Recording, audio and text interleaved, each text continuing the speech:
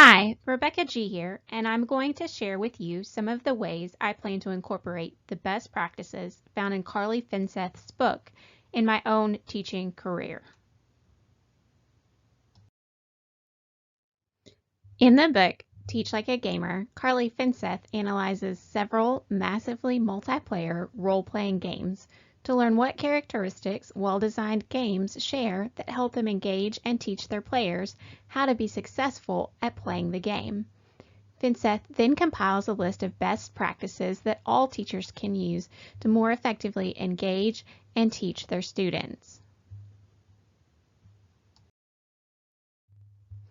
Currently, my career is in flux as I am trying to build a freelance tutoring and teaching business from a part-time gig to a full-time gig. I am also currently homeschooling my own children.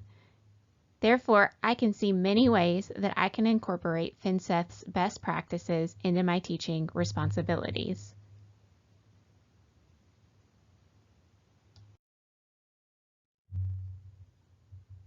I chose the best practices that I felt like would challenge me to grow the most as an educator at this point in time. They are identity, self-direction, discovery, and balance. Some sense of choosing one's identity or trying on identities is already incorporated in some of my teaching. Something that I would like to expand upon is allowing younger students to role play more as they are working on a lesson.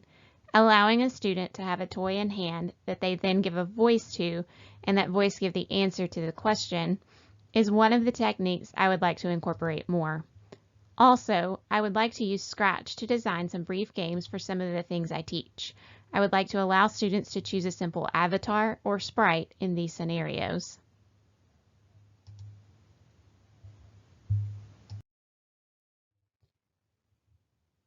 Self-direction is something that as a tutor and homeschool teacher, I am privileged to be able to incorporate easier than some educators.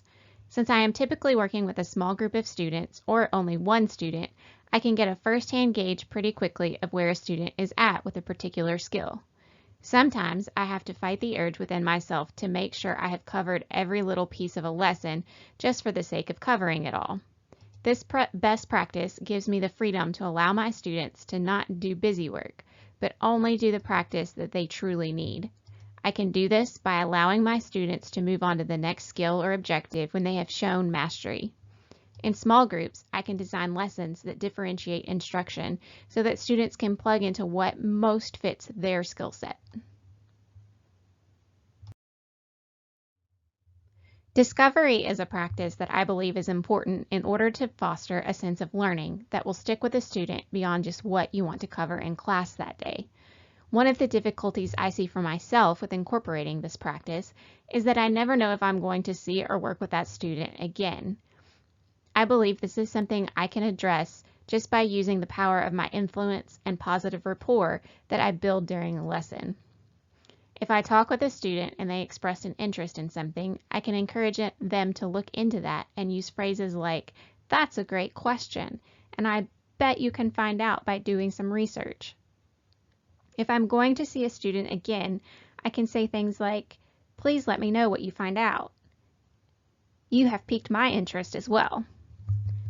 Also, when appropriate, I would like to give students a chance to try new things during my time with them.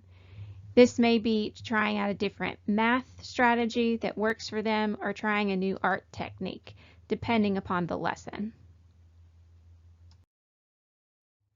Balance is a best practice that I feel is a fundamental that I need to drill over and over again with myself. I want to post this next to my computer so that as I am helping students, I develop a habit of checking and reflecting to make sure my impromptu instruction lines up with this process as much as possible. I also want it close to my computer to reference when I am planning homeschool curriculum and designing lessons for other platforms. Finseth's Teach Like a Gamer offers many useful best practices for educators in all fields.